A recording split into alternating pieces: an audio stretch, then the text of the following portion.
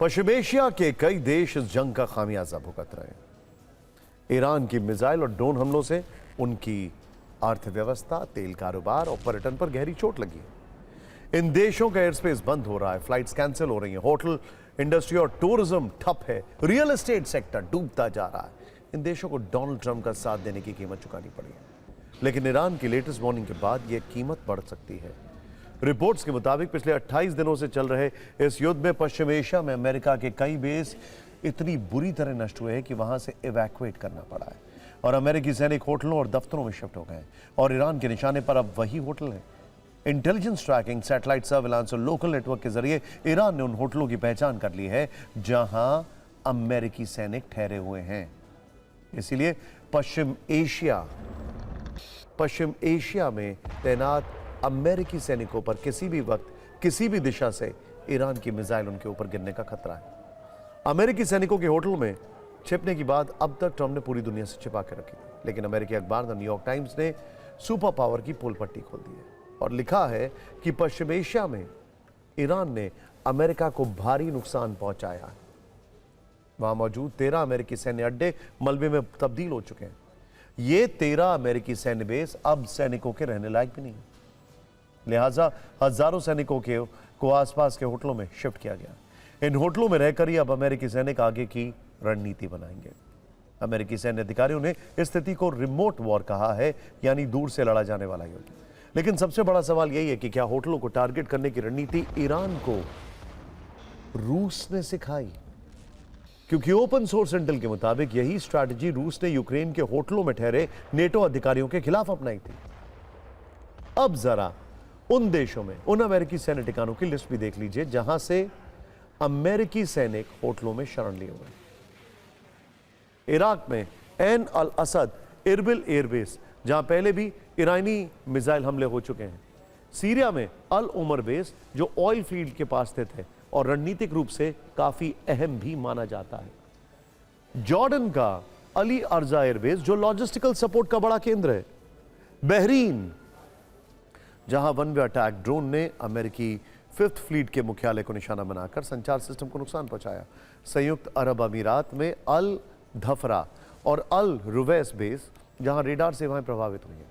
Kuwait में port शुएबा, Ali अल सलेम और camp व्यूरिंग। Port शुएबा पर हमले में टैक्टिकल ऑपरेशन सेंटर तबाह हुआ और 6 अमेरिकी सैनिक मारे गए। कतर में अल उदैद एयरबेस, जहां अर्ली वार्निंग रेडार सिस्टम को निशाना बनाया गया। सऊदी अरब में प्रिंस सुल्तान एयरबेस, जहां ईंधन टैंकर और कम्युनिकेशन सिस्टम प्रभावित हुए हैं। अब हालत यह है कि अमेरिका अपने सैनिकों को होटलों में रखकर डिसेंट्रलाइज वॉर लड़ने की कोशिश कर रहा है, लेकिन इस रणनीति की खबर ईरान को भी है। इसीलिए ईरान पश्चिम एशिया के उन होटलों को टारगेट करने के लिए वार्निंग दे रहा है जहां इस वक्त अमेरिकी सैनिक मौजूद हैं। बड़ी चिंता की बात यह भी है कि इन होटलों में अमेरिकी सैनिकों के अलावा आम लोग भी ठहरे। पिछले 10 घंटे में ईरान की तरफ से 2 बड़ी चेतावनी दी गई है। पहली चेतावनी ईरान के विदेश मंत्री अब्बास अरागची ने दी। उन्होंने सोशल मीडिया प्लेटफॉर्म एक्स पर लिखा, युद्ध की शुरुआत से ही अमेरिकी सैनिक जीसीसी यानी गल्फ कोऑपरेशन काउंसिल के सैन्य ठिकानों को छोड़कर होटलों और दफ्तरों में छिपने लगे हैं। वो जीसीसी के नागरिकों को मानव ढाल के रूप में इस्तेमाल कर रहे हैं। अमेरिका में होटल ऐसे अधिकारियों को बुकिंग देने से मना कर देते हैं जो ग्राहकों को खतरे में डाल सकते हैं। जीसीसी के होटलों को भी ऐसा ही करना चाहिए। एक और चेतावनी आईआरजीसी यानी इस्लामिक रेवोल्यूशनरी गार्ड कॉर्प्स ने भी दी है। आईआरजीसी ने साफ कहा है कि मिडल ईस्ट के जिन होटलों में अमेरिकी सैनिक ठहरे हुए हैं वे सभी हमारे निशाने पर हैं और बहुत जल्द हम उन होटलों को टारगेट करेंगे। यानी पश्चिम एशिया में चल रहा युद्ध अब अर्बन वॉरफेयर में तब्दील होने वाला है, जहां अमेरिकी सैनिकों के साथ आम लोग भी ईरान की मिसाइलों की रेंज में आ सकते हैं। इस बीच ईरान ने अमेरिका से बातचीत करने से इनकार करते हुए कहा कि अमेरिका से बातचीत की पेशकश हार मानने के समान है। इस दौरान ईरान ने एक और बंकर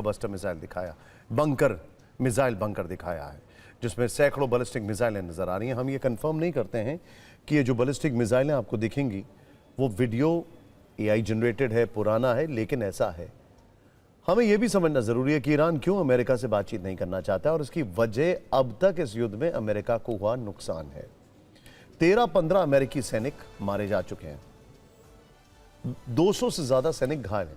यूएसएस फोर्ड को हमले में भारी नुकसान की खबर है। हालांकि यह भी कहा जा रहा है कि उसमें लॉन्ड्री में आग लग गई थी। 16 से ज्यादा फाइटर जेट और ड्रोन नष्ट हो चुके हैं। 12 MQ-9 रीपर ड्रोन गिराए गए।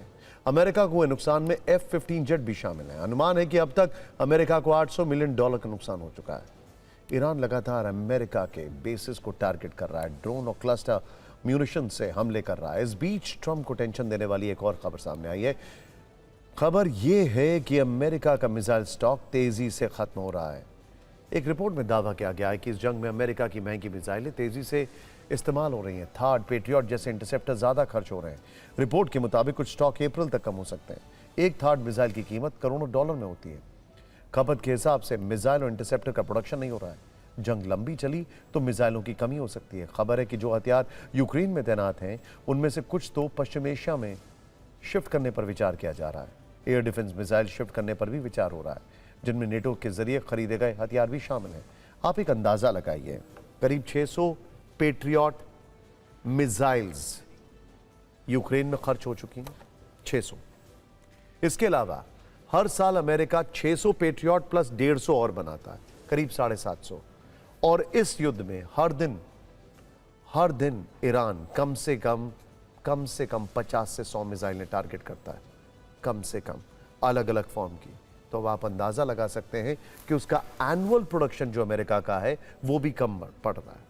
खैर, मतलब ट्रंप इस युद्ध में बुरी तरह फंस चुके हैं। वो अब नेटो से मदद मांग रहे हैं, लेकिन नेटो इस युद्ध में डायरेक्ट एंट्री नहीं करना चाहता है। डायरेक्ट एंट्री क्यों कह रहे हैं हम, समझिए इसको जरा। क्योंकि जर्मनी ने अपना रैमस्टीन बेस दिया है, लेकिन होल्ड करिए विजय, जर्मनी ने अपना रैमस्टीन बेस दिया है, लेकिन वो किसी भी हालत में नहीं जाना चाहता है स्ट्रेट ऑफ होर्मुज में।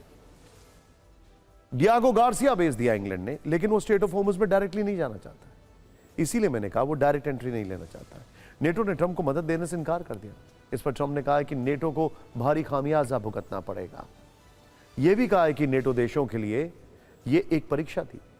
इस जवाब को वो आगे याद रखेंगे। जर्मन चांसलर की प्रतिक्रिया पर भी ट्रंप ने आश्चर्य व्यक्त किया। जर्मन चांसलर ने कहा था कि यह अब नेटो की लड़ाई नहीं है। इसके संदेश को भी समझना चाहिए। ट्रंप नेटो पर मदद के लिए दबाव डाल रहे हैं, युद्ध में नेटो को शामिल करना चाहते हैं। सहयोग नहीं करने पर भविष्य में नेटो को नुकसान हो सकता है।